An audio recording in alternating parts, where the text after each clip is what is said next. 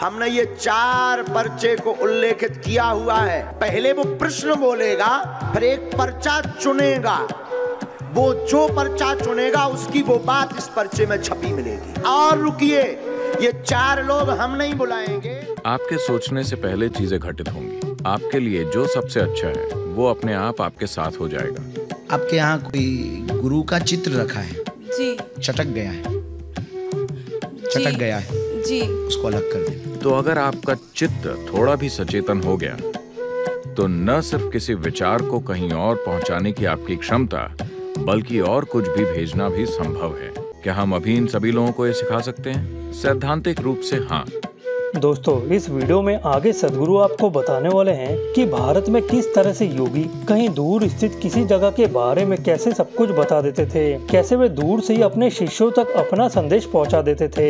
और अगर आप उन लोगों में से हैं जिन्हें यह सब बातें एक कोरी कल्पना लगती हैं, तो इसके लिए हमारी आपको सलाह है कि आप कुकू FM पर story of Baba who inspired Steve jobs and Zuckerberg नाम की यह ऑडियो बुक जरूर सुने, जिसमें भारत के एक ऐसे ही महान संत नीम करोली बाबा के बारे में बताया गया है, जिनके चमत्कारों की चर्चा न सिर्फ भारत में बल्कि आज भी अमेरिका तक में होती है। दोस्तों, कुकू FM एक ऐसी ऐप है जहां आपको सेव नोट्स, स्पीड एडजस्टमेंट और ड्राई मोड जैसे फीचर्स भी मिलते हैं, जिनकी सहायता से आप ऐसे ही 10,000 से भी ज्यादा ऑडियो शोज कहीं भी कभी भी आसानी से अपनी सुविधा के अनुसार हिंदी, इंग्लिश या अपनी लोकल लैंग्वेज में सुन सकते हैं। दोस्तों, कुकू FM को अभी तक 23 लाख से भी ज्यादा लोग सब्सक्राइब कर चुके हैं, इसलिए हमारी आपको यही सलाह है कि इस वीडियो के पूरा होते ही आप वीडियो के कमेंट बॉक्स या डिस्क्रिप्शन में दी गई लिंक पर जाएं और कुकू FM ऐप को डाउनलोड कर लें। साथ में यहाँ आप सभी के लिए एक कूपन कोड ज्ञान 50 भी दिया गया है, जिसकी सहायता से आपको मिलेगा पहले महीने के सब्सक्रिप्शन पर पूरे 50% का डिस्काउंट। इसके बाद आप मात्र 49 रुपए में इन सभी 10,000 से भी ज्यादा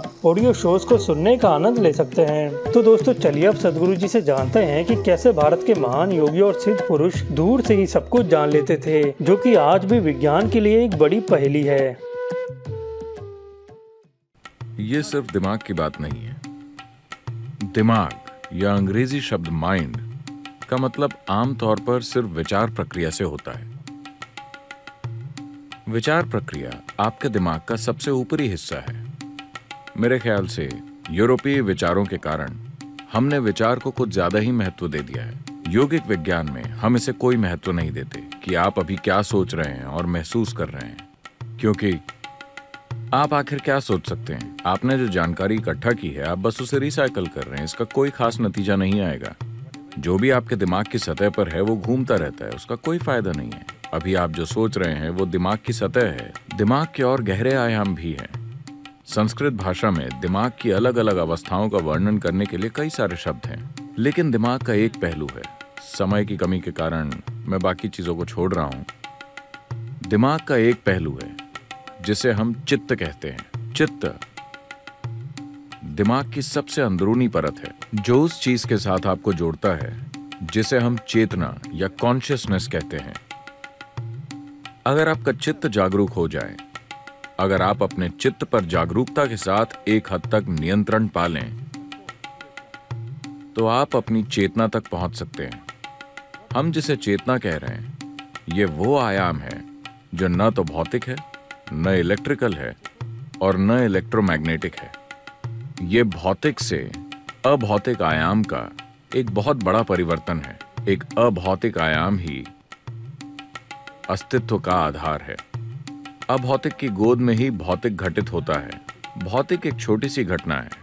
इस ब्रह्मांड में 2% से कम या 1% से भी कम भौतिक है, बाकी अभौतिक है। इस अभौतिक आयाम के नाम के रूप में यौगिक शब्दावली में एक खास ध्वनि का प्रयोग किया जाता है जो उस आयाम से जुड़ी हुई है। आजकल ये सब काफी विकृत हो गया है। We call this Shiv. हम इसे कहते हैं शिव, जिसका अर्थ है वो जो नहीं है। शिव यानी ऊपर बैठे किसी व्यक्ति की बात नहीं कर रहे हैं। हम एक ऐसे आयाम की बात कर रहे हैं जो नहीं है, मगर इसी आयाम की गोद में वो सब कुछ घटित होता है जो है। तो अगर आपका चित्त थोड़ा भी सचेतन हो गया तो न सिर्फ किसी विचार को कहीं और पहुंचाने की आपकी क्षमता, बल्कि और कुछ भी भेजना भी संभव है। भौतिक स्तर पर कुछ भेजना भी संभव है। तो क्या ऐसा हो सकता है? निश्चित तौर पर। क्या हम अभी इन सभी लोगों को ये सिखा सकते हैं? सैद्धांतिक रूप से हाँ, मगर क्या ये उसके लिए जरूरी तैयारी करेंगे? ये एक क्वेश्चन मार्क है। एक बड़ी समस्या ये है कि हमारे एजुकेशन सिस्टम्स ऐसे हैं कि हमने अपने विचारों को इतना महत्वपूर्ण बना दिया है कि पहले तो उन्हें नीचे लाने में समय लगेगा। उन्हें ये समझाने में बहुत समय लगेगा कि उनके विचार मूर्खतापूर्ण हैं, क्योंकि हर कोई खुद को स्मार्ट समझता है, मगर ज्यादातर लोगों का सिर्फ फोन ही स्मार्ट होता है। क्योंकि आपकी विचार प्रक्रिया सिर्फ उन सीमित जानकारियों का नतीजा है जिन्हें आपने इकट्ठा किया है। अगर मैंने दुनिया की सारी लाइब्रेरियां पढ़ डाली हैं तो भी ये बहुत सीमित है पूरी सृष्टि के मुकाबले। इतने वैज्ञानिक विकास के बाद भी हम नहीं जानते कि एक पत्ता वास्तव में कैसे काम करता है। हम एक अणु को भी पूरी तरह नहीं जानते, इतनी सारी वैज्ञानिक खोजों के बावजूद। तो इतना एहसास काफी होना चाहिए हमें विनम्र बनाने के लिए कि हम चीजों का इस्तेमाल करना तो जानते हैं, मगर ये नहीं जानते कि ये है क्या। पूरा जीवन लग जाएगा उसकी मूलभूत चीजों को समझने में। अगर वो ये भी समझ लें कि उनकी विचार प्रक्रिया और भावनाओं की स्मार्टनेस भी काफी मूर्खतापूर्ण है, तो ये आसान हो जाता है। फिर लोगों को ट्रेन करना आसान हो जाएगा। ऐसा नहीं है कि अब मैं इस विचार को पैदा करके आपको देना चाहता हूं, ऐसे नहीं। आपके सोचने से पहले चीजें घटित होंगी। आपके लिए जो सबसे अच्छा है वो अपने आप आपके साथ हो जाएगा, इससे पहले कि आप अपने दिमाग में उसे सोचें। आपको कभी सोचना नहीं पड़ेगा कि आप क्या बनना चाहते हैं। जीवन ही खुद को व्यवस्थित कर लेगा। हड्डियों के इस डिब्बे से परे की एक बुद्धि आपके लिए काम करना शुरू कर देगी। आपने सुना होगा कि रामानुजम और बाकी लोगों ने बस देवी के साथ एक खिड़की खोली और वो इतने बड़े मैथमेटिशियन बन गए कि आज भी वो लोग 100 सालों बाद भी लोग उनकी बातों को समझने की कोशिश कर रहे हैं। उन्होंने जो मैथमेटिकल कैलकुलेशंस दी थी वो ब्रह्मांड में ब्लैक होल्स के वर्णन का आधार है। जब वो जीवित थे, ब्लैक होल नाम का कोई शब्द नहीं था, कोई उसके बारे में जानता तक नहीं था। ब्लैक होल से हमारा मतलब समय और गुरुत्वाकर्षण के कर्व से होता है, जिससे आधुनिक विज्ञान जूझ रहा है।